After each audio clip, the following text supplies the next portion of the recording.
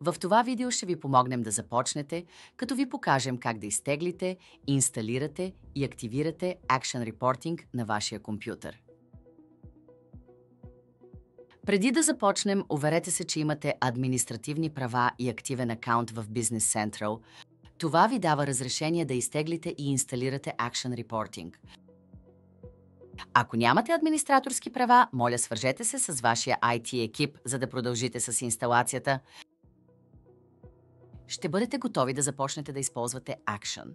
Като следвате тези 3 стъпки: изтегляне на Action и инсталиране на добавка за Excel, активиране на безплатния пробен лиценз и накрая установяване на директна връзка между Action и Business Central.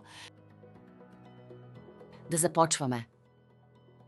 На началната страница на Business Central кликнете върху бутона за търсене в горния десен ъгъл на екрана ви и потърсете Extension Marketplace. Ще бъдете отведени на друга страница за търсене. Там можете да намерите всички налични приложения за Business Central. Сега потърсете Action и кликнете на Free Trial, за да продължите. Следвайте стъпките за инсталиране на програмата. Върни се на началната си страница в Business Central. Потърси Action BC. Натисни върху Action BC Info, за да изтеглиш файловете на програмата за добавката в Excel. Преди да продължим, уверете се, че Excel е затворен.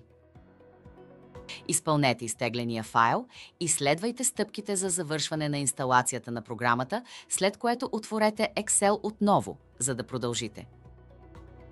В Excel ще видите лента, наречена Action BC.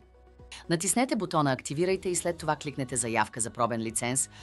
Попълнете данните си и заявете. Ще получите код за потвърждение по имейл. Въведете кода и натиснете «Активиране». Вашата лента Action сега има всички бутони на разположение. Сега нека настроим връзката ви с Business Central. Върнете се на началната страница на Business Central и потърсете Action BC Info.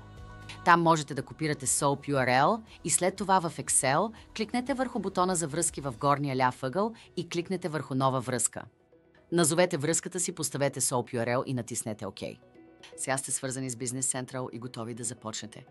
Кликнете върху търсене на компания, за да видите всички налични компании, свързани с Business Central. Всичко е готово и сте готови да тръгнете. Благодарим ви, че избрахте Action Reporting. Посетете нашия сайт за поддръжка и повече информация. Свържете се с нас и ще се радваме да помогнем.